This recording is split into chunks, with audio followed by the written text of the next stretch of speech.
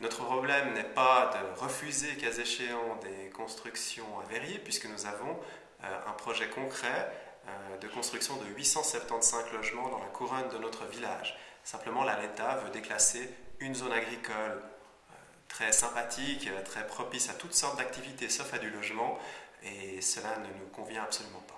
Pourtant, c'est un ancien projet, la construction d'immeubles à Bessines. Oui, alors bon, les projets sur ce site, il y en a eu déjà toute une série. Imaginez qu'en début du XXe siècle, c'était un aérodrome qu'on voulait installer à cet endroit. Ensuite, on a voulu y mettre des foyers pour requérants d'asile. Et puis maintenant, c'est effectivement 1300 logements. 1300 logements, d'ailleurs, nous n'y croyons absolument pas, car même si ce projet devait se faire, cela paraît totalement impossible d'y insérer autant de logements et donc de personnes. Les 850 logements que vous proposez de construire autour, 875, autour de Verrier, ce sont principalement des villas? Non, absolument pas, absolument pas. Et nous aurions un peu de peine à faire autant de villas à cet endroit-là. Non, ce sont des terrains en main privée que nous pourrions, donc certains terrains certaines parcelles pourraient être déclassées pour y insérer justement ces logements. Et nous avons bon espoir que ces logements puissent être réalisés, et cette fois-ci avec l'accord de la commune, ce qui est toute la différence par rapport évidemment aux grands SR. Mais Marc Muller, qui est donc conseiller d'État libéral, donc de votre parti, a promis aux Genevois de construire 2500 logements par année. Est-ce que d'ici 4 ans, les SR ne devront pas néanmoins être construits? Écoutez, il est illusoire de croire, d'ailleurs, même si la commune, par hypothèse, avait été d'accord, que d'ici 4 ans, les grands SR seraient urbanisés. Il y a toute une série de problèmes sur ce site, liés notamment à la pollution, liés notamment au bruit et liés à la mobilité. Je veux dire, on ne met pas 1300 logements, 3500 personnes, comme ça, d'un simple coup de cuillère à peau, qui plus est, en zone agricole. Donc, les effets d'annonce du Conseil d'État, et pas seulement de M. Muller, qui fait ce qu'il peut de ce point de vue-là, mais c'est bien, mais la réalisation concrète, c'est encore mieux. Et nous avons du concret pour réaliser, je vous l'ai dit, ces logements dans la couronne du village, dans un site prévu par notre plan directeur communal, récemment approuvé, y compris d'ailleurs par le Conseil d'État, sauf s'agissant des grands SR. Un des problèmes d'une commune comme Verrier, qui est une commune principalement habitée par des villas, en fait, oui, c'est juste villas. Une des communes de Suisse où il y en a le plus, d'ailleurs, par rapport à sa superficie. C'est justement le problème de la mobilité. Oui. Dans le cadre du PACA Carouge-Verdier, M. Kramer avait proposé une gare de Bosset, je crois. Est-ce que ça vous paraît une bonne idée pour améliorer la circulation à Verrier? Oui, il y a toute une série de bonnes idées, mais je crois que justement vous abordez un point très important. Je crois qu'il faudrait commencer par prévoir ces questions liées à la mobilité avant de se poser la question de savoir si on y met 1300 logements. Actuellement, on fait les choses complètement à l'envers. L'État vient nous voir, justement, lapsus peut-être révélateur, il ne vient pas nous voir, il nous impose, il tente de nous imposer un projet de 1300 logements. Les questions de mobilité, les questions, comme je vous le disais, liées à la pollution, au bruit, etc., viennent après. Et c'est dans cela que nous pensons, nous, conseillers administratifs de Verrier, qu'on multiplie les effets d'annonce et que la politique menée actuellement sur le front du logement n'est pas la bonne.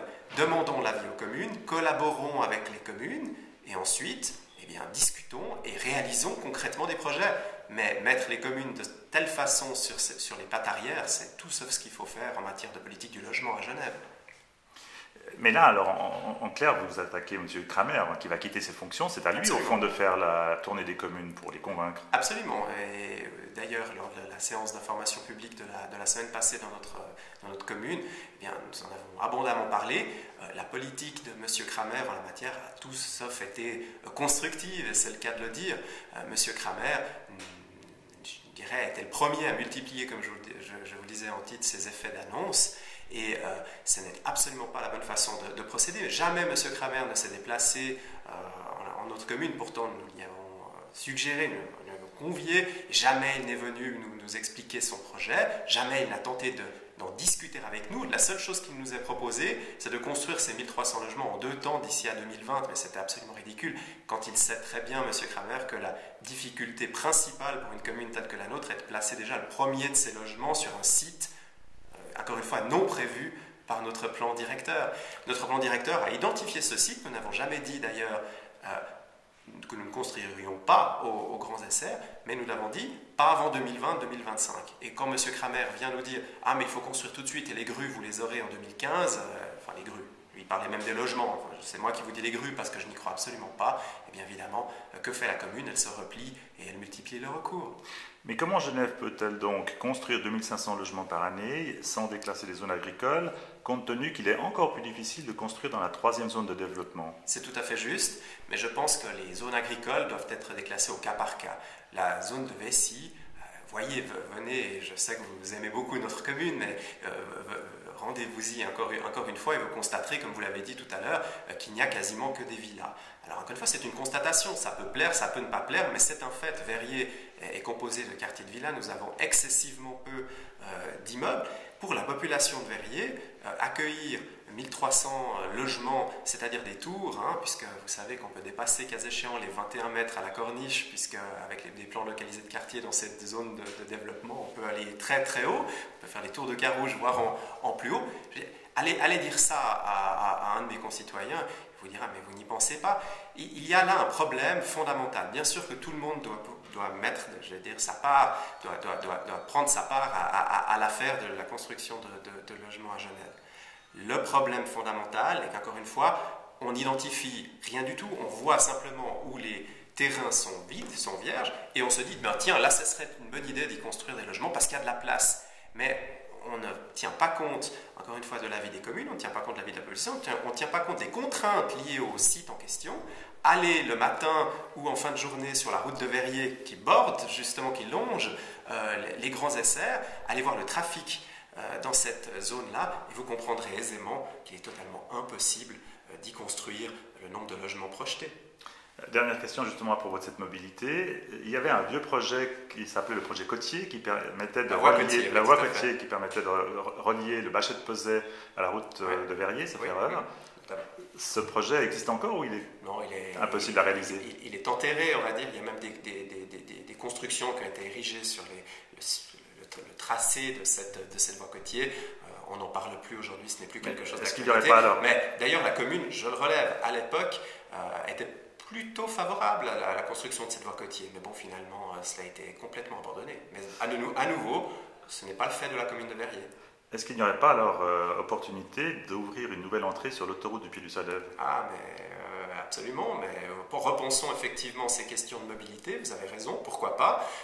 Repensons l'autoroute de contournement également. Prévoyons des sorties. D'ailleurs, il y a un certain nombre de choses qui sont envisagées à ce niveau-là. Mais c'est juste, c'est de ce côté-là, de ce bout-là du problème qu'il faut commencer, tout simplement. Pensons les problèmes de mobilité, pensons les problèmes d'environnement avant d'entamer des projets de déclassement dont on ne connaît pas les conséquences et qui peuvent être dramatiques à bien des égards. Sur cette entrée sur l'autoroute, vous en avez parlé avec vos collègues français des communes voisines? Oui, absolument. Alors Verrier est tout à fait en lien permanent, je dirais, avec les communes voisines, en particulier la commune d'Étrembières, avec qui nous entretenons des liens extrêmement privilégiés. D'ailleurs, l'année prochaine, je vous informe, je vous annonce qu'une grande fête transfrontalière entre Verrier et Étrembières verra le jour, une fête qui va s'étendre tout au long de l'année, avec en point d'orgue à la fin avril, début mai, 2 semaines consacrées à la collaboration transfrontalière, et notamment dans ces domaines-là, mais pas uniquement. Donc vous voyez, Verrier est très en phase avec ses voisins et avec les problèmes transfrontaliers. Merci beaucoup. Merci.